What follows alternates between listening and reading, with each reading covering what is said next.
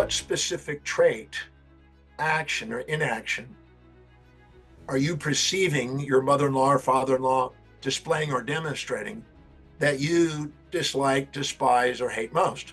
And identify what it is that they did. Once we identify it and document it, we then ask the question of accountability.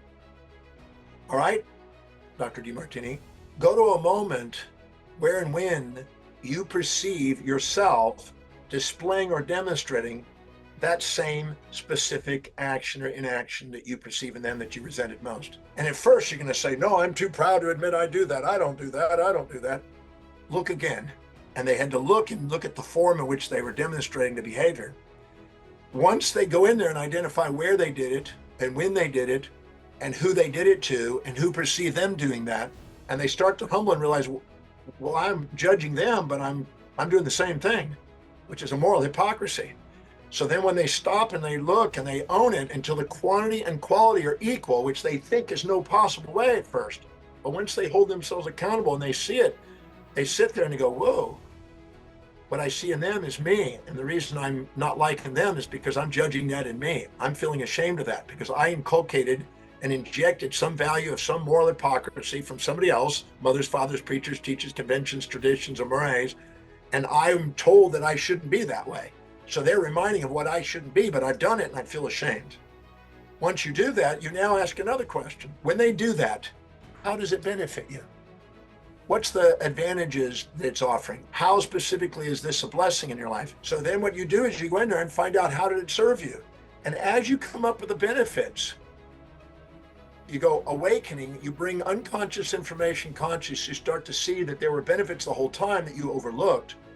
And all of a sudden, once the advantages and benefits and upsides balance out the downsides, and it becomes neither positive nor negative, neither good or evil, your resentment's gone. You have reflective awareness. All of a sudden, you realize that that event is helping you, not hindering you. Then if we go a step further and now go to the moment where and when I did those behaviors, and find out how it served the people I did it to, so I dissolved the shame that I had and I was storing, my appreciation for them is our heart opens.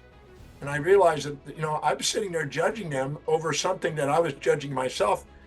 And the moment I'm not judging myself, I'm not even upset with them.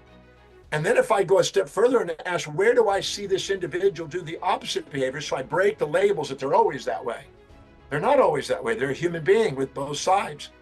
If you support me and say things a certain way, I can be nice as a pussycat. You challenge me, I can be mean as a tiger, and so can they. So it makes you realize that it's not about just them. It's about the dynamic of you learning to love a part of yourself and they're helping you. If you go even further and ask the question, at the very moment that they're acting that way, who in the world is balancing that, virtually or real in your life? To balance it, you'll see that it's a homeostatic mechanism to help you love a part of yourself again. And then if you ask the question, if they were to be the way I hope they would be, not the way they are, but the opposite, what would be the drawbacks? Because sometimes we become addicted to fantasies about how people are supposed to be and project those fantasies onto people and not appreciate people because we're comparing them to a fantasy. And that's why we're angry in the first place. But it's our fantasy that's causing that, not their behavior. Anyway, when we go through and ask those 7 questions, all we're left with is a deep appreciation, tears of gratitude, and love for the individual.